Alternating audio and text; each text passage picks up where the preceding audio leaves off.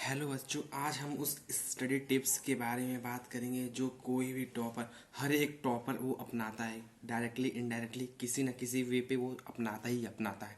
वो आपसे शेयर तो नहीं करता है, मगर आज मैं आपसे वो शेयर करने जा रहा हूँ। देखिए, स्टडी टिप्स में हमेशा याद रखिएगा, अगर किसी भी एग्ज़ाम में आपको सेलेक्शन लेना है, चाहे वो बोर्ड की एग्ज़ाम हो चाहे वो कंपटीशन का एग्ज़ाम हो, तो आपको रिवीजन बहुत ज़्यादा करना पड़ेगा नंबर ऑफ रिसोर्स से।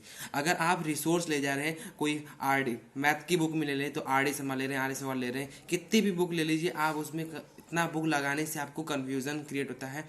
और आपके पास समय भी लिमिटेड है, तो आप क्या करिए, उस लिमिटेड समय में एक बुक को पूरा कंप्लीट करके फिर उसको नंबर ऑफ टाइम उसका रिवीजन करिए। अगर नंबर ऑफ टाइम उसका अगर आप रिवीजन करते हैं तो आप एक अच्छा पा सकते हैं स्कोर, और अपने एग्ज़ाम में अपने सेलेक्टेड बंदे भी बन सकते हैं। और चलिए हम दूसरे पॉइंट में बात करिए, तो हमारा फर्स्ट टिप।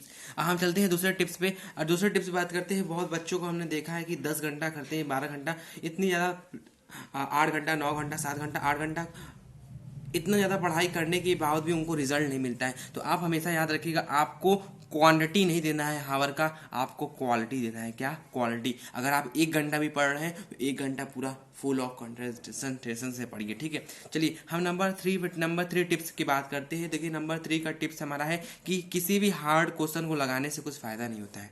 फ़ायदा तो होता है, आपका माइंड बूस्ट होता है, मगर आपके समय आपका टाइम लिमिटेड है, इसीलिए आप उसमें प्रीवियस ईयर क्वेश्चन पे ज़्यादा ध्यान दीजिए। अगर प्रीवियस ईयर क्वेश्चन आप अच्छे से लगा देते हैं तो हार्ड क्वेश्चन से ज़्यादा बेनिफिट मिलता है। चलिए हम तीसरे टिप्स नंबर 4 पे बात करते हैं। चलिए देखिए, किसी भी बुक को प्रेफर करने से पहले आप एनसीईआरटी को थ्रू आउट कर दीजिए। अगर आप बोर्ड के स्टूडेंट हैं तो ये बहुत ही ज़रूरी है आपके लिए।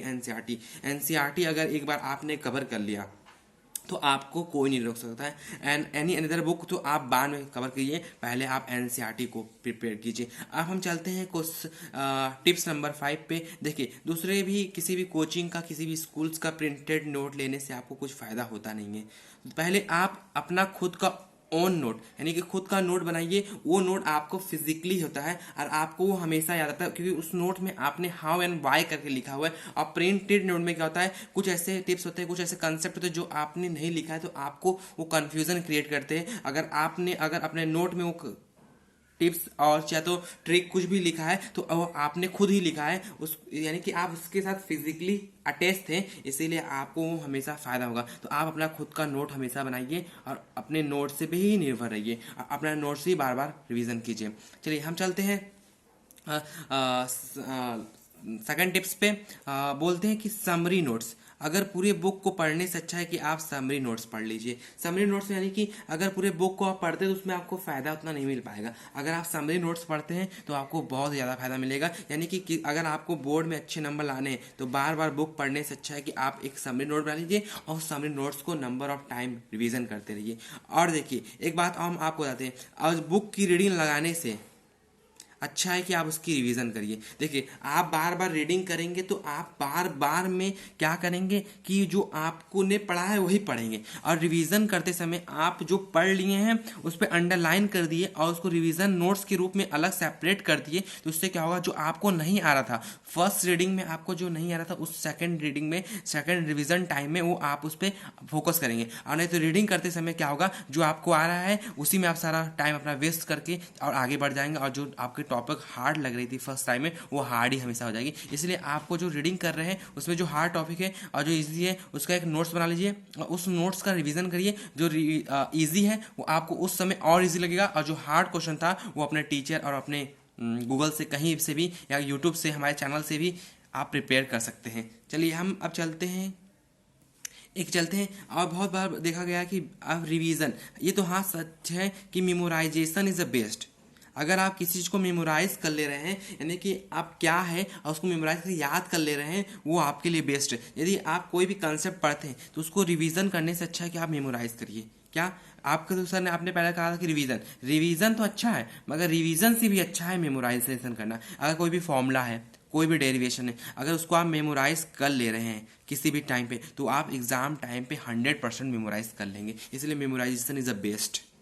चलिए अब हम चलते हैं, learning is always greater than physical notes. यानी कि लर्निंग हमेशा फिजिकल नोट्स से क्यों ज़्यादा होता है। देखिए, आप कुछ सीख रहे हैं, ठीक है, उसका अगर फिजिकल नोट्स के साथ अटैच नहीं है, फिजिकली प्रैक्टिकल नहीं कर रहे हैं और फिजिकली प्रैक्टिस नहीं कर रहे हैं, तो वो लर्निंग आपका कोई भी काम करें। अगर लर्निंग कर रहे हैं तो उससे ज़्यादा आप क्या करिए, उसकी प्रैक्टिस करिए, उस क्वेश्चन की प्रैक्टिस करिए। अगर क्वेश्चन आप प्रैक्टिस करते हो तो आप अच्छा नंबर स्कोर प्राप्त सकते हैं, और अगर कंपटीशन में तो आप सेलेक्ट जरूर होंगे। और एट लास्ट अपने पे खुद पे विश्वास, क्या खुद पे विश्वास, बोलिए I am a best, I do hard work with A smartness. अगर आप में अंदर ये आ गया, आप खुद पे विश्वास, सेल्फ कॉन्फिडेंस अगर आप में आ गया तो आपको कोई नहीं रोक सकता। No one can stop you to make a success. Thank you to all of you.